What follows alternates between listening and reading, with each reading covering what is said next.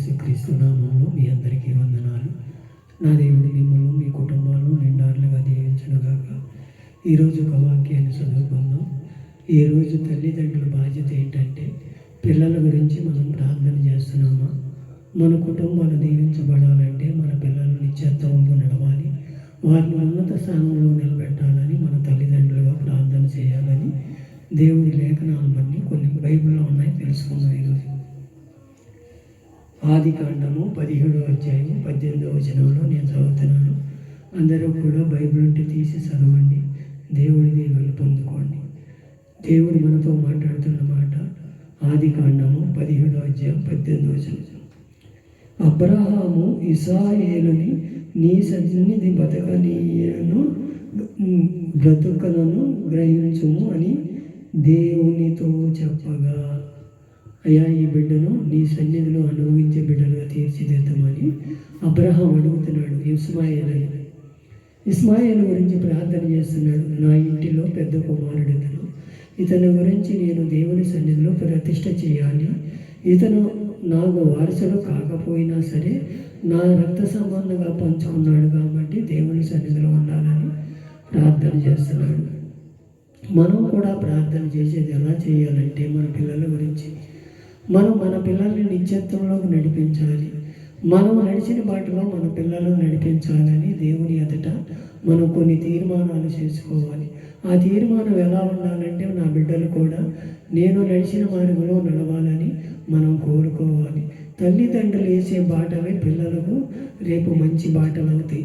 మనం ఏ బాటలో నడుస్తున్నామో తల్లిదండ్రులు కూడా అదే బాటలో నడుస్తారు. మనం తిరుగుమూతలు అయితే తిరుగుమూతలు అవుతారు, తాగుమూతలు అయితే వ్యభిచారులు అయితే వ్యభిచారులు అవుతారు. అది మనం గుర్తుంచుకొని మన పిల్లల్ని ఏ బాటలో నడిపిస్తున్నామో మనం కొన్ని మాటలు ఇంకా తెలుసుకోవాలి. అలాగే యోబు గ్రంథము 1వ అధ్యాయము 5వ వచనంలో కూడా చదువుదాం. వారి విందు దినములు పూర్తిగాగా యోబు తన కుమారులను పాపం చేసి తన హృదయంలో దేవుని దూషించురేమోనని వారిని పిలవనంపించి వారిని పవిత్రపరిచి అరుణోదయములే లేచి వారిని ఒక్కొక్కరి నిమిత్తము దహన పనులర్పించుచూ వచ్చెను. యోబు నిత్యము అలాగూ చేయుచుండెను అంటున్నాడు. పిల్లలంట ఒక్కోసారి హేళనగా చూసుకుంటారంట. ఒకరి పిల్లలు ఒకరంటే ఒకరు ఈర్ష్యగా ఉండదంట. వాళ్ళకి తెలుసో తెలియని జ్ఞానంలో ఉంటారు. వాళ్ళు ఏం చేస్తారంటే నాకన్నా తక్కువ ఉన్నాడు, నాకన్నా మంచి బట్టలు వేసుకోలేదు, నేనే ఉందాగా ఉన్నాను, నేనే మంచి మార్కులు సంపాదించుకుంటున్నాను, నేనే అని పిల్లలు మనసులో అనుకుంటారంట, బయటికి పొక్కపోయిపోయినా. వారి గురించి దేవుడు అబ్రహాము రేపుతో ప్రార్థన చేపిస్తున్నాడు. నీ పిల్లల గురించి నువ్వు ఎక్కడైనా తప్పు చేస్తున్నారేమో ఒక్కసారి ఆలోచన చేసి వాళ్ళ గురించి డైలీ కూడా దహన బలులు అర్పించమంటున్నాడు. ఆ రోజుల్లో అంటే ఇంట్లో మేకలు ఉన్నాయి, ఈరోజు అలా లేదు. మనకు దేవుడే మన ఎదురు నిలబడ్డాడు. కానీ నోటితో శుద్ధిస్తే చాలంటున్నాడు. మనం నోటితో కూడా శుద్ధించగలుగుతున్నాము. అయ్యా నా బిడ్డ చెడు మార్గంలో నడవకుండా, అయ్యా ఈ కాలేజీకి వెళ్తున్నాడు, ఈ పనికి వెళ్తున్నాడు, ఈ పని మీద వెళ్తున్నాడు, నీ చిత్తమైతే పంపించేయని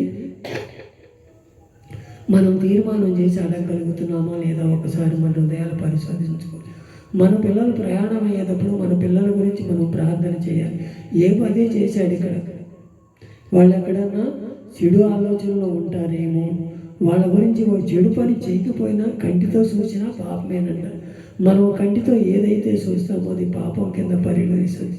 చెడు కార్యాలు చూసినా మంచి కార్యాలు చూసినా మనం మనసులో హీనదశగా మనం వాళ్ళని చూసినా అది పాపంగానే ఉంటుందని వాళ్ళ గురించి దహన బలులు అర్పించాడట. అలాగే మన పిల్లల గురించి కూడా మనం చెడు ఆలోచనలో ఉన్నారు, చెడు తలంపులో ఉన్నారు, మనం హృదయాలు పరిశోధించుకొని వారి గురించి నిత్యము ధూపం వేస్తే మన కుటుంబాలు దీవించబడదు. ముందర మనం సరిగా నడవాలి. మనలోనే సరిలేకపోతే ఎదుట వాళ్ళ పిల్లల గురించి ఎలా ఏలెత్తి చూపించగలము? మన నడకను బట్టి, మన ప్రవర్తన బట్టి మన పిల్లలు దేవుని సన్నిధిలోకి వస్తారు. రాని వారి గురించి ప్రార్థన చేయటమే తప్ప ఏమీ లేదు మనం చేయగలిగి. అలా చేయాలని దేవుడు కోరుకుంటున్నాడు. నన్ను కూడా మన పిల్లల గురించి ప్రార్థన చేద్దామా? అబ్రహాం ఇస్మాయిల్ గురించి ఎలా ప్రార్థన చేసయ్యా, నీ సన్నిధిలో నిలబెట్టయ్యా, నీ బిడ్డను నీ చేతికి అప్పగిస్తున్నానయ్యా. అలా యోబు కూడా కంటితో కానీ నోటితో కానీ ఎక్కడైనా పాపం చేశాడు. మనం ఏ ప్రార్థన చేస్తున్నామో ఒకసారి మన ప్రార్థన. అలాగే మత్తయి సువార్త 17వ అధ్యాయం 17లో కూడా అంటున్నాడు, 15వ వచనంలో కూడా 17-15లో కూడా, ప్రభువా నా కుమారుడు కరుణించుము, వాడు చేయంత్ర రోగి అయ్యి మిక్కిలి బాధపడుతున్నాడు. ఎలాగన్నా అగ్గిలోనూ నీళ్ళలోనూ తడుసుగా పడుతున్నాడంట. వాళ్ళు రోగిని అయ్యి అంటున్నాడంట. అతని గురించి కూడా ప్రార్థన చేస్తున్నాడు తల్లిదండ్రులు. మనం కూడా మన పిల్లల గురించి ఎలా చేస్తున్నాం? ఇతర పిల్లల గురించి ఏదన్నా చెడు ఆలోచనలో ఉంటున్నారా? చెడు బాధల్లో ఉంటున్నారా? మన పిల్లలు ఏమన్నా రోగాలతో ఉన్నారా? రొప్పులతో? ఇవన్నీ కూడా దేవుని ఎదుట మనం పెట్టగలిగి దేవుని పొందుకోవాలంటే మనం పిల్లల్ని సరైన బాటలో నడిపించాలి, మేలైన మార్గంలో నడిపించాలి. తల్లిదండ్రులకి ఏముండాలి? దేవుడు కార్యం చేస్తాడు. మనం తల్లిదండ్రులు మంచి బాటలో నడుస్తున్నాము. మనమే మంచి బాటలో నడవక మన పిల్లలు నడవమంటే ఎలా నడుస్తారు? ఒక్కసారి మనం ఆలోచన చేద్దాం. మనమే తాగుమూతలైతే, మనమే తిరుగుమూతలమైతే, మనమే జోదగాళ్ళమైతే, మనమే ఎగుచారులమైతే మన పిల్లలు ఏమన్నా మంచి మార్గంలో నడుస్తారా? ఒకసారి మన హృదయాలు పరిశోధించుకుందాం. ఈ రాత్రికాల సరైన తీర్మానం చేసుకొని, అయ్యా ఇక మీదటైనా తెలుసో తెలవకో నా తప్పు నేను చేశాను, నా పిల్లలు మేలైన మార్గంలో నడిపించుకుంటాను, నా కుటుంబాన్ని మేలైన మార్గంలో నడిపించుకుంటాను అయ్యా ఒక తీర్మానం చేసుకొని ఏ బోలే నిత్యం ధూపం వేద్దామా? అబ్రాహ్మణి అయ్యా నీ సన్నిధిలో బిడ్డలు అయ్యా నీ కాపుదలు ఉంచమని అడుగుదామా? ఒక్కసారి మన హృదయాలు పరిశోధించుకొని దేవుని ఎదుట మన బిడ్డల్ని నిలబెట్టి మేలైన కార్యంలో నడిపిద్దాం. మన బిడ్డలు మంచి భవిష్యత్తు అనుగ్రహిస్తాడు. దేవుడు మన పట్ల కార్యం చేసి ఉన్నతమైన స్థానంలో నిలబెడతాడు. అలాంటి జీవితం అనుగ్రహించి మన బిడ్డలని మేలైన మార్గంలో నడిపించుగాక. ఆమేన్.